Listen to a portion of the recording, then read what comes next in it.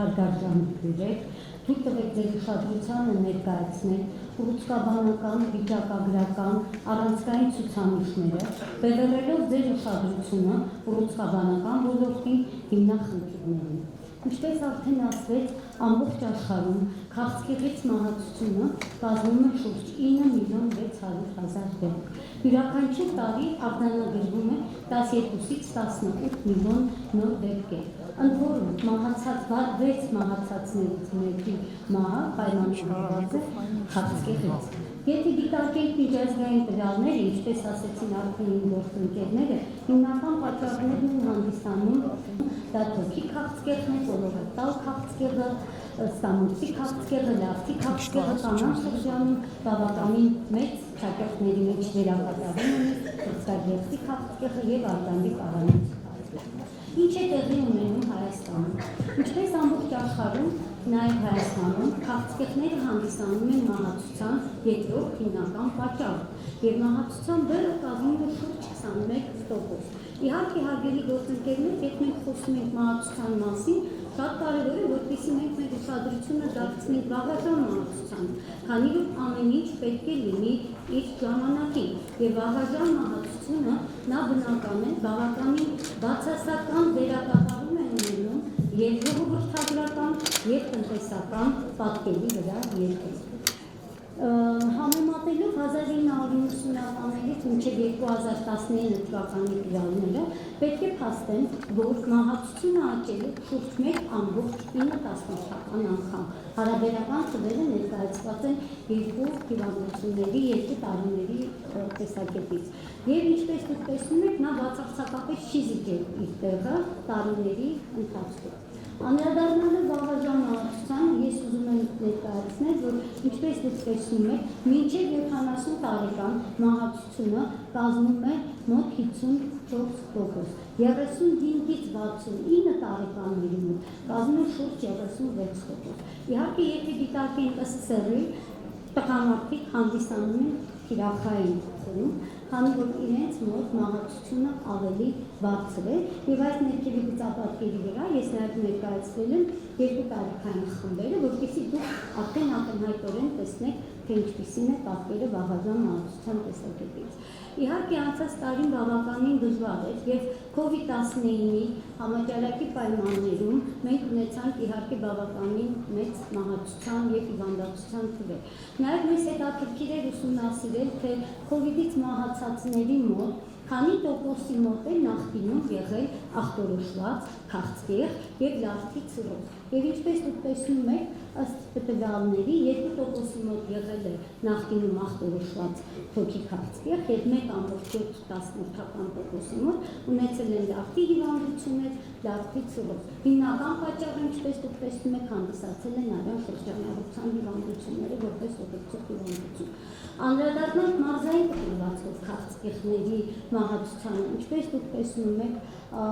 Լոռու, Շիրակի, Սյունիքի մարզերը չունեն մրցակցություն մահացության տեսակետից։ Եվ հիվանդացության տեսակետից, եթե մենք նայենք, նույնպես թե կյանքում առաջին անգամ ախտորոշված, թե ընդհանուր հիվանդների, նույնպես իհարկե այդ երկու մարզերում հիվանդացությունը բարձր է։ Սակայն ուզում եի ձեր ուշադրությունը հրավիրել մի այլ կարևոր փաստի, որ Երևանում ախտորոշված հիվանդների եւ ընդհանուր հիվանդների թիվը բարձր է, սակայն մահացության ցուցանիշը ի համեմատ այլ մարզերի զգալիորեն ցածր է։ Անդրադառնանք մահացությանը ըստ հիվանդության պատճառների։ Ինչպես դուք տեսնում եք, բոլոր մարզերում առաջին հիմնական պատճառն է հանդիսանում թոքերի քաղցկեղը եւ իրեն հաջորդում է ակնթրծքագեղձի քաղցկեղը, ստամոքսի քաղցկեղը, չականակագեղձի քաղցկեղը եւ այլն։ Պետք է նաեւ ասեմ, որ վերջի տարիների ընթացքում թե կանանց, թե տղամարդկանց շրջանում աճի միտում է գրանցվում ստամոքսի եւ իհարկե կոլորեկտալ քաղցկեղների տեսակետից։ Չարորակ նորագույացություններից հիվանդացությունը եւ մահացությունը աճում է տարիքային խմբերի հետ զուգահեռ։ Սակայն պետք է նաեւ փաստել մի լավ վիճակագրական տեղեկատվություն, որ մինչև 14 տարեկան երեխաների մոտ մենք ունենք քաղցկեղի հիվանդացության և տարածվածության նվազեցում, սա այն կարևոր ձեռքբերումներն են, որ տեղի է ունենում մեր համակարգում, որի շնորհիվ մենք ունենք այս ցուցանիշների բարելավում։ Եվ իհարկե ես այստեղ նույնպես ցույց եմ տվել, թե տղամարդկանց թե կանանց շրջանում, որ քաղցկեղներն են առավել տարածված, ուղղակի որպեսզի չկրկնվեն, իհարկե թոքերի քաղցկեղը տղամարդկանց շրջանում 5-ից 6 անգամ բարձր է եւ մահացության եւ հիվանդացության տեսակետից, եւ պատճառը հիվանդացության տեսակետից եւ մահացության, եւ պատճառը իհարկե կայանում է մեր բնակչության ռիսկային վարքագծի մեջ։ Անդրադառնամ միջազգային տվյալներին, չի ես նաև ուզում միջազգային տվյալները ձեզ ներկայացնել, քանի որ տարբեր ԶԼՄ-ներով անընդհատ տեղեկություն ենք ստանում, որ Հայաստանը առաջի հորիզոնականում է, արգելի գործընկերներ, նայած ինչի հետ ենք համեմատում։ Սա ես ներկայացրել եմ միջազգային տվյալները եւ ինչպես դուք տեսնում եք, բոլոր տարիքային խմբերում երկու սեռերի մոտ երկրների համեմատ Հայաստանը զիջում է մահացության ցուցանիշի տեսակետից, սա բոլոր քաղցկեղներին։ Անդրադառնամ թոքի քաղցկեղին եւս բոլոր տարիքային խմբերում, ինչպես դուք տեսնում եք, ամենաբարձր ցուցանիշները դա Հունգարիան է, դա Ճապոնիան է, Ֆրանսիան է, բայց մի ուրիշ խնդիր ստեղ կա։ Եթե մենք նաև ուսումնասիրում ենք օրինակ նույն կրծքագեղձի քաղցկեղը, դուք տեսնում եք, որ բոլոր տարիքային խմբերում մահացության ցուցանիշը ցածր է այլ երկրների համեմատ։ Վաղաժամ ցուցանիշը, եթե մենք համեմատում, մեր ցուցանիշը ավելի բարձր է ԱՊՀ երկրների եւ եվրոպական տարածաշրջանի երկրների համեմատ։ Եվ ինչպես դուք տեսնում եք, ստեղ ներկայացրել եմ եւ կրծքագեղձի, եւ արգանդե պարանոցի քաղցկեղը, եւ թոքի քաղցկեղը։ Այսինքն մենք կարևոր ուշադրություն պետք է դարձնենք հենց վաղաժամ մահացության հիմնախնդրին։ Խոսելով բուժօգնության որակին, ապրելիության ցուցանիշներին, շատ կարևոր է, որպեսզի քաղցկեղները հայտնաբերվեն վաղ փուլերում։ Եվ ցավոք վերջի 17 տարիների ընթացքում հայտնաբերումը 4-րդ փուլում կազմում է 3-րդ եւ 4-րդ փուլերում կազմում է շուրջ 50%։ Ըստ նոզոլոգիաների, եթե դուք դիտարկեք, ինչպես արդեն ասվեց, ամենավատ ցուցանիշը դա թոքի քաղցկեղի հայտնաբերումն է, քանի որ եւ 4-րդ փուլում հայտնաբերումը կազմում է 65%, այսինքն 3-րդ եւ 4-րդ փուլերում եթե համեմատենք, 80%-ը հայտնաբերվում է արդեն վատ, երբ հիվանդությունը կրում է արդեն բավականին բարդ ընթացք, եւ բնական է բուժման որակը, ինչքան էլ մենք փորձենք աջակցենք, օգնենք, այդքան արդյունավետ չի լինում ապրելիության ցուցանիշի տեսակետից։ Եթե դիտարկենք այդ քաղցկեղների հայտնաբերման ցուցանիշները, պետք է փաստեն, որ միզապարտի հայտնաբերումը վերջ տարիների ընթացքում բավականին բարելավել է եւ առաջի փուլում հայտնաբերումը կազմում է շուրջ 75%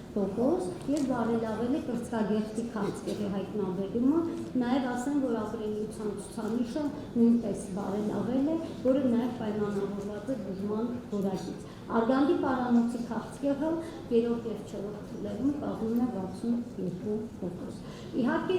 ինչպես ասեցին իմ գոլեգաները, շատ կարևոր է, որպեսզի մենք կարողանանք վաղ փուլում հայտնաբերենք քաղցկեղները եւ կարևոր է սկրինինգային հետազոտությունների իրականացումը։ Ինչպես սկսվեց սկրինինգային հետազոտությունները։ Պետք է ասեմ, որ 2007 թվականից Ազգային ինստիտուտի կողմից իրականացվել են ԱՀՏ-ի եւ համաշխարհային բանկի աջակցությամբ իրականացվել են բավականին լայնածավալ հետազոտություններ, որի արդյունքում մենք հավաքեցինք փաստեր, թե կանանց որ տոկոսն է 30-ից 60 տարեկան կանանց որ տոկոսն է անցել պապ հետազոտություն եւ կանանց որ տոկոսն է անցել մամոգրաֆիկ հետազոտություն։ Եվ տեսեք, մինչեւ ես արգանդի պարանոցին անդրադառնամ, ուղղակի մինչև 16 թվականը ընդգրկվածությունը բավականին ցածր է, կազմում է շուրջ 10%։ Մամոգրաֆիկ հետազոտություններում ոչ թե ընդգրկվածություն, այլ այն կանայք, ով անցել են, եւս տատանվում է 14-12%։ Ընդ որում 2015 թվականին առողջապահության նախարարությունը ներդրեց սկրինինգային հետազոտությունների իրականացումը ոչ վարակիչ հիվանդությունների եւ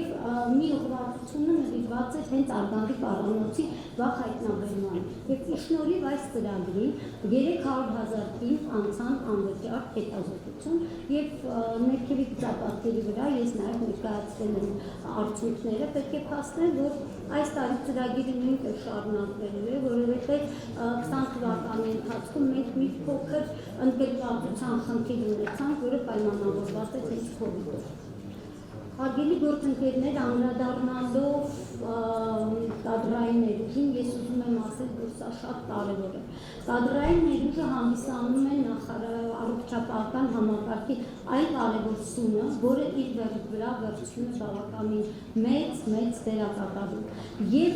օրինակ ուսումնասիրելով, թե ինչքան է հագեցվածությունը ուռուցքաբաններով տարբեր հուշաստատություններում եւ արտահիվանդանոցային եւ հիվանդանոցային, դուք տեսնում եք, որ հիմնական մասնագետները տեղակայված են Երևանում, քանի որ հիմնական ծառայությունները մատուցվում են Երևանի ուռուցքաբանական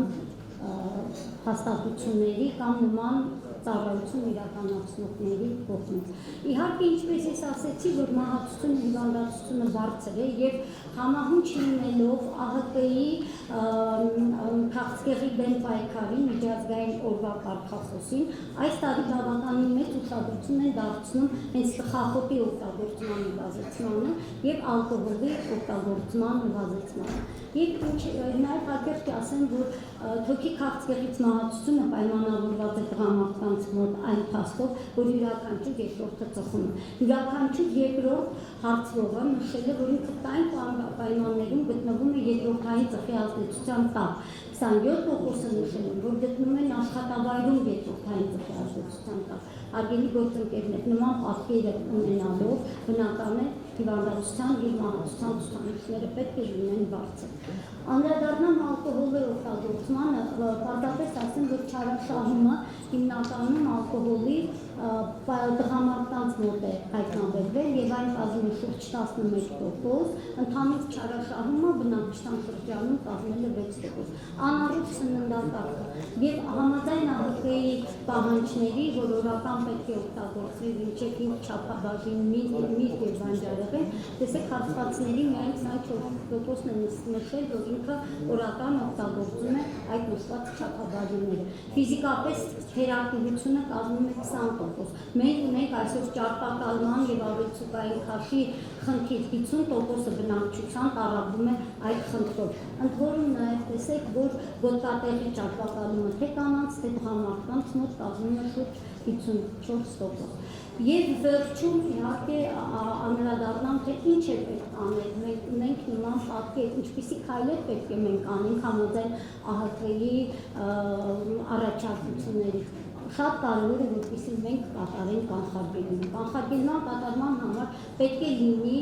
կամ քաղաքական կամ, քանի որ վիճակագրական տվյալները ցույց են տալիս, որ քաղցկեղների 1/5-ը պայմանավորված է ծխելով եւ ալկոհոլի չարաշահման։ Վաղ հայտնաբերումը մեծ դերակատարում ունի։ Քաղցկեղների 70%-ը կարելի է կանխել, 40%-ը կարելի է բուժել, եթե մենք ժամանակին այդ հայտնաբերենք։ Եվ անդրադառնալով սկրինինգային հետազոտություններին, ինչպես արդեն ասվեց, նախարարությունը նաև նախաձեռնում է, որ հետագայում իրականացվի նաև կոլորեկտալ սկրինինգները, որը նաև հնարավորություն կտա հետագայում նվազեցնել այդ հիվանդացության եւ մահացության ցուցանիշները, ախտորոշման եւ բուժման տեսակետից, որպեսզի մենք ունենանք բարելավում հիվանդությունների վաղ հայտնաբերման տեսակետից եւ պալիատիվ օգնության կարևորությունն են ուզում շեշտադրել, որ մենք պետք է նվազեցնենք, պետք է կարողանանք կառավարել քաղցկեղի ցավը։ Եվրոպական տարածաշրջանի տվյալներով փաստել, որ քաղցկեղով հիվանդների 65%-ը ունեն հասանելիություն դեպի պալիատիվ բուժօգնություն։ Եվ այսօր մեր դերակատարումը կայանում է նրանում, որ մենք նույնպես կարողանանք ընդլայնել ծառայությունների մատչելիությունը, բուժօգնության որակը, կարողանանք մատչելի դարձնել նաև պալիատիվ բուժօգնությունը։ Եվ այսքանը ես ուզում եի ներկայացնել այն առանցքային խնդիրները, շնորհակալություն եւ իհարկե ուզում եմ շնորհակալություն հայտնել ձեզ եւ մի երազանքի երևի թե որ կգա մի այնպիսի օր, որ մենք ամբիոնից նման կոնգրեսի շրջանակում կարողանանք ասել, որ մենք հաղթեցինք քաղցկեղը։ Շնորհակալություն։